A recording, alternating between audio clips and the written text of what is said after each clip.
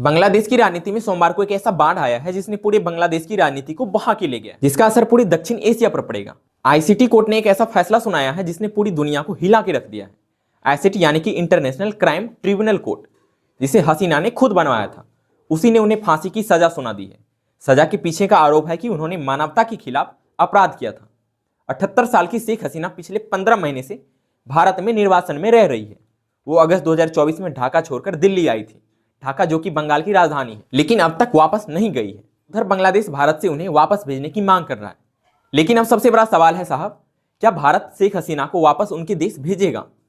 अगर नहीं भेजता है तो क्या होगा? और फांसी की सजा होने के बाद शेख हसीना के पास क्या क्या रास्ते हैं? सबसे बड़ी सवाल, शेख हसीना है कौन? तो चलिए एक नजर डालेंगे कि शेख हसीना है कौन और उसका बैकग्राउंड क्या है और बांग्लादेश का क्या बैकग्राउंड रहा है। देखिए, 1947 में जब पाकिस्तान बना तो उसके दो हिस्से हुए थे, एक था पश्चिमी पाकिस्तान और एक था पूर्वी पाकिस्तान। जो पूर्वी पाकिस्तान था, ईस्ट पाकिस्तान, उसमें बांग्ला बोलने वाले लोगों की संख्या बहुत ज्यादा थी।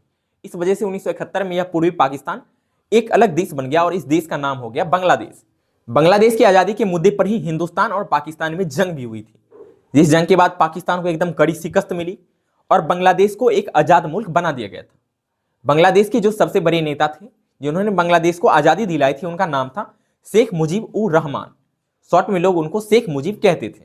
शेख मुजीब बांग्लादेश के राष्ट्रपति बने, लेकिन 15 अगस्त 1975 को वहां तख्ता पलट हो गया और हत्यारों ने शेख मुजीब को, उनकी बेगम और उनकी फैमिली सहित कई लोगों को मौत के घाट उतार दिए।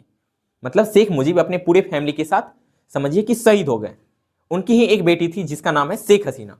वो इसलिए बच गई उस कत्ले आम में क्योंकि वो अपने देश बांग्लादेश में थी ही नहीं, वो अपने देश से कहीं बाहर विदेश में घूम रही थी। अपनी पूरी फैमिली के कत्ले आम के बाद शेख हसीना हिंदुस्तान आ गई और कुछ साल तक वो भारत में एक्साइल में रही, यानी कि निर्वासन में रही।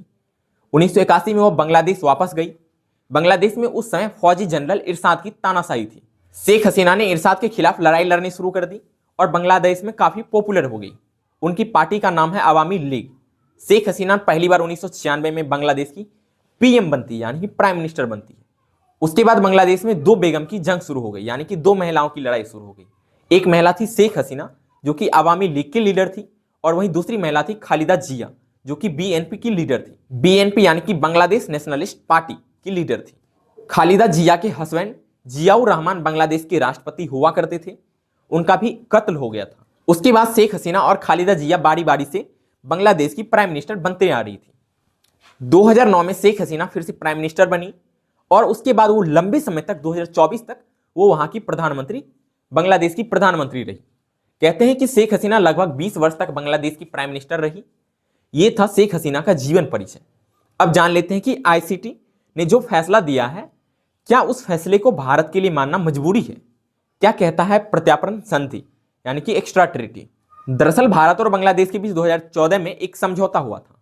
सिंपल भाषा में इसका मतलब है, अगर इन देशों में कोई क्रिमिनल दूसरे देश चला जाता है तो उसे वापस उसके देश भेज दिया जाएगा। लेकिन इसकी कुछ शर्तें थी। पहला शर्त था कि वो ऑफेंस जो कि दोनों देश में क्राइम माना जाता हो। दूसरा शर्त था कि जिसमें कम से कम 1 साल की सजा हुई हो। लेकिन 2016 में इसे और आसान बना दिया गया। अब एक्स्ट्रा एडिशन के लिए परफेक्ट एविडेंस की भी जरूरत नहीं पड़ती थी, बस रिक्वेस्ट करने वाले देश की अदालत का वारंट होना ही काफी था।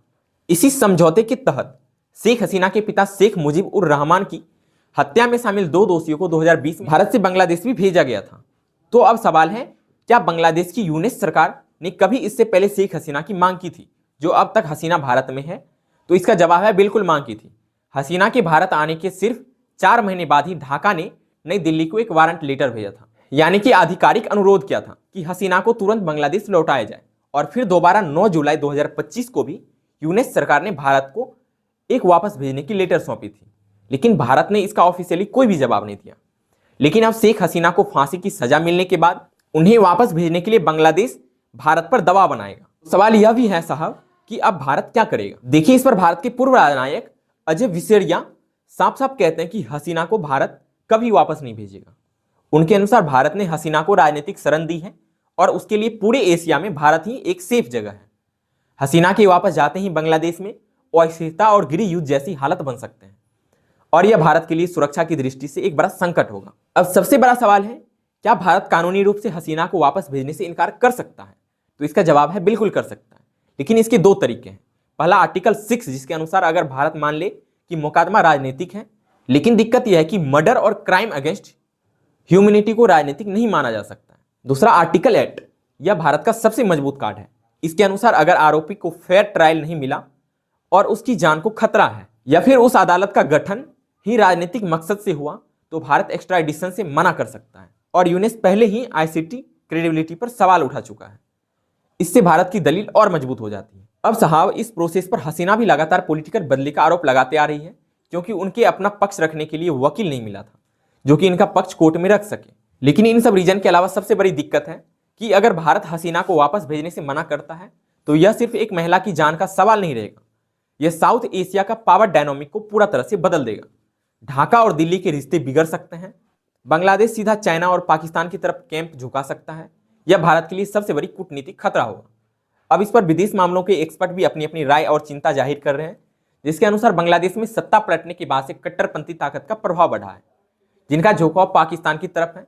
इतना ही नहीं साहब, शेख हसीना का भारत में रहने से बांग्लादेश में एंटी इंडिया सेंटीमेंट बढ़ेगा, जिसका सीधा असर भारत के बॉर्डर इलाके पर पड़ेगा। वहीं अगर हसीना के बांग्लादेश लौटने की बात करें तो उन्होंने खुद एक चौंकाने वाली बात कही। हसीना तो वापस जाने के लिए तैयार है, लेकिन एक शर्त पर हसीना वापस जाएगी, जब वहां पर लोकतंत्र वापस आएगा। और आईसीटी के ट्रायल पर उनका आरोप और भी ज्यादा गंभीर है।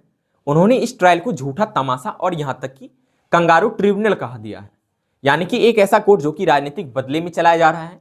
आईसीटी के फैसले से ठीक पहले जारी किए गए एक वीडियो में उन्होंने अपना संदेश दिया है और कहा है कि मेरी जिंदगी अल्लाह की दी हुई है और वही वापस लेगा। लेकिन सबसे दिलचस्प बात यह है साहब कि यहां पर आईसीटी के फैसले पर सवाल उठाने के बावजूद शेख हसीना आईसीसी यानी कि इंटरनेशनल क्रिमिनल कोर्ट में अपना केस लड़ने के लिए पूरी तरह से तैयार है।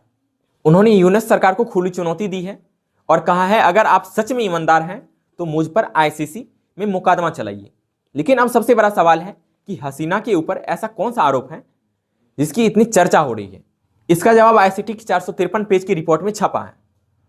आईसीटी ने दो बड़े आरोप लगाए हैं। पहला आरोप है कि हसीना ने भड़काऊ भाषण दिए जिससे देश में हिंसा बढ़ी। वहीं दूसरा और सबसे बड़ा गंभीर आरोप है कि उन्होंने अपनी सरकार के खिलाफ शांतिपूर्वक प्रदर्शन कर रहे लोगों पर घातक हथियार का इस्तेमाल किया और आदेश दिया ताकि विरोध कुचल दिया जाए।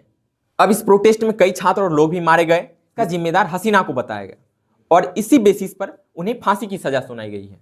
इन सब मामलों में सिर्फ हसीना ही नहीं बल्कि पूर्व गृह मंत्री असुद उस जामान खान को भी ट्रिब्यूनल ने फांसी की सजा सुनाई है। वहीं तीसरे आरोपी पूर्व आईजीपी अब्दुल्ला अल मानूम को 5 साल की सजा सुनाई गई है।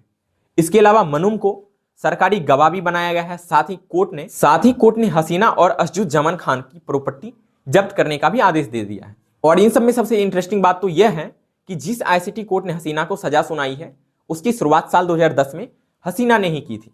अब कोर्ट ने सजा तो सुना दिया, लेकिन सवाल यह है क्या हसीना के पास लीगल ऑप्शन है जो उन्हें बचा सकता है? तो इसका जवाब है हाँ, उनके पास अभी भी कई सारी लीगल और पॉलिटिकल ऑप्शन बाकी है। अगर लीगल ऑप्शन की बात करें तो वह वहां के ऊपरी अदालत में हसीना को चुनौती दे सकती है। निष्पक्ष ट्रायल नहीं होने को लेकर इंटरनेशनल मानव अधिकार संगठन या फिर कानूनी संस्थाओं में भी अपनी शिकायत दर्ज कर सकती है। हालांकि यह ऑर्गेनाइजेशन डायरेक्ट किसी भी देश के कोर्ट के फैसला को रद्द तो नहीं कर सकती है, लेकिन फेयर ट्रायल के लिए दबाव जरूर बना सकती है। वहीं अगर पॉलिटिकल ऑप्शन की बात करें तो हसीना अपनी जान को खतरा बताते हुए भारत या फिर किसी अन्य देश में राजनीतिक शरण यानी कि पॉलिटिकल असाइलम ले सकती है। खैर, अब पूरी दुनिया की नज़र इस बात पे है कि हसीना कौन सा रास्ता चुनेगी और भारत इस संकट में क्या रणनीति अपनाता है। अगर आपको ये वीडियो अच्छी लगी तो इस वीडियो पे लाइक, कमेंट, शेयर, सब्सक्राइब करना ना भूलें और अपनी राय को कमेंट बॉक्स में बिल्कुल भी देना ना भूलें।